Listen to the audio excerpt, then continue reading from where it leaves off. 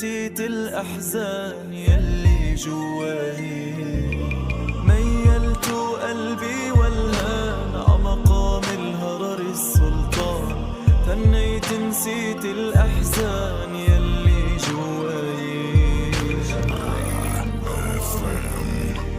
يا برج أبو حيدر جينا نحيي الشمس اللي شرقت فينا، والبدر اللي ضوى ليالينا ومنها برجايين. يا برج أبو حيدر جينا نحيي الشمس اللي شرقت فينا، والبدر. سلام دوستان، خوش آمدید به کانال پخت‌وپزهای خانگی. ما امروز همراه یک نوع پیراک جایبال بالا زد، یعنی پیراک گوشتی تیار میکنیم برای بیت. محصولات لازمه برای ما 150 گرم مثلا ما در حرارت خانه باشد یکی سخت باشد. اتیارکا گذراندم بای من انا اونقدر سخت من نمیتر، یعنی کوبیکچه مایده کرم 100 میلی لیتر کفیر یا که سمیتانه، یک دانه تخم سفیدیش برای خمیر زردیش برای روش، نیم قاشقچه سودا، یک قاشقچه نمک و 600 گرم آرد لازم است. این محصولات برای تیار کردنی یعنی خمیرش لازم است. بسم الله الرحمن الرحیم. خداوند کاری ما بود فیض و برکه و عبرتیت. من گرفتم کاسه اول آرد و من مسئله ما یعنی ریزانه میکنیم همین مسئله آردمایه، یعنی آردو مسئله ما چه خیلی ریزانک شد اکو یعنی کفیر تیار میکنیم. کفیر با میگیریم یک دانه من می سفیدی توخ من سودا و نمک انداخته همیشه خوشرو یعنی آمیخته میکنیم. بسم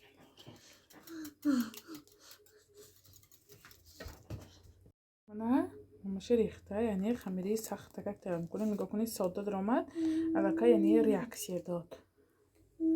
من خمیری ما تیار شد. نگاه کنید چقدر زردی خوشرو آمد. ما اینکو یعنی پاکت بگرفته تا نچینگشی تیار کنم با مدت 1 ساعت، یعنی خالدیانیک میمانیم با خمیرش یعنی ریزانکی نرم میبیاد.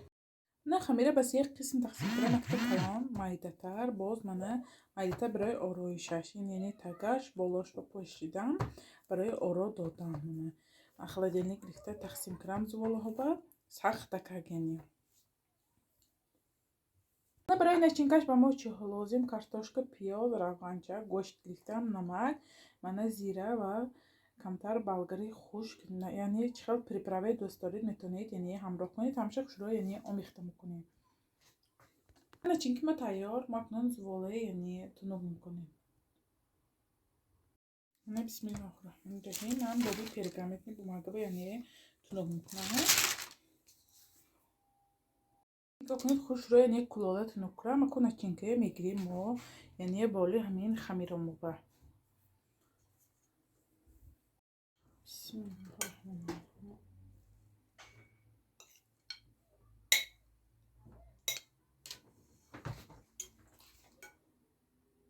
رو نچینکشه گرفتم اکو دویم قبطشه شده یعنی روشبه میپوشیم.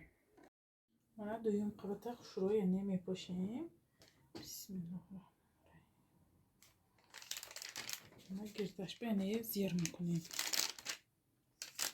رو قبط من کمتر خالی میمانیم که نشان این طور نمیبافیم. من نگاه کنید تماما آسان هم تو زیر میکنیم شد.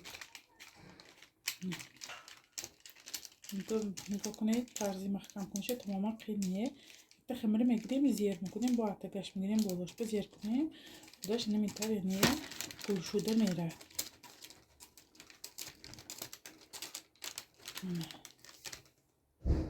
من خمیری آخرانه یعنی درازه شکل میکشویم. بسم الله الرحمن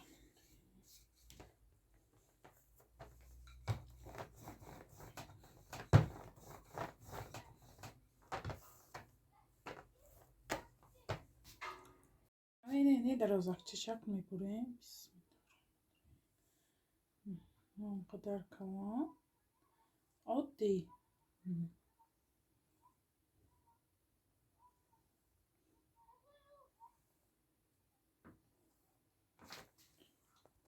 پیراک با یعنی زردی تخمه همه جاش به یک خیل خوش رو میمالیم. من مالیدم اکنون هر جاش به یعنی کارت میزنیم برای یعنی دم نکردنش.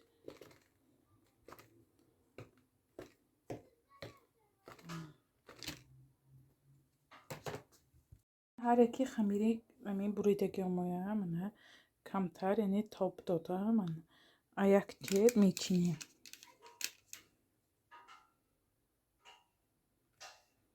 بکنید هر یک همی خمیری درازگاه مایه منه تاب داده بالوش به یعنی 4 قنجشک منه مونده همین طرف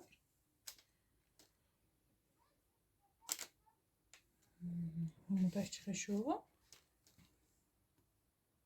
намудач чихеломад ҳар як қабаташа мана ку великаки мана клеткача мекунем боз намудач зебо мебиёд хоҳед кортки кунед хоҳед великаки бо намудач тамоман яъне дига мешавад нигоҳ кунед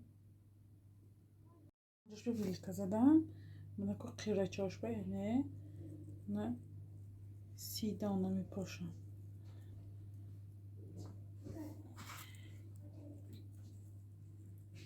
нигоҳ кунед бо тамоман намудач дига шуд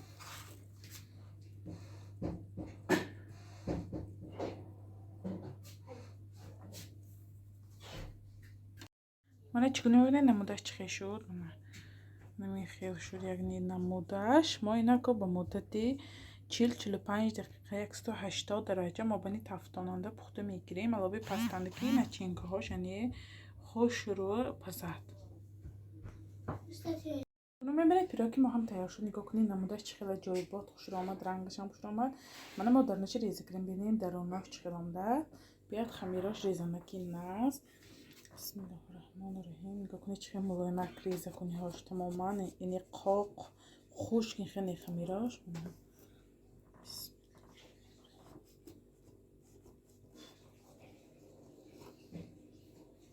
мана яъне дохили пироги мо нигоҳ кунед чӣ хел аҷоибот омадааст хушрӯ хамирашам бинед чӣ хел борикаки яъне хушхӯр шумо ҳатман барои наздикони худ тайёр кунед канали мо дастгирӣ кунед подписатсия кунед ёру дӯстае даъват кунед иншоалло боз бо дастгирии шумо видеоҳои беҳтару беҳтар мешавад хайр то видеоҳои оянда дар паноҳи худо бошед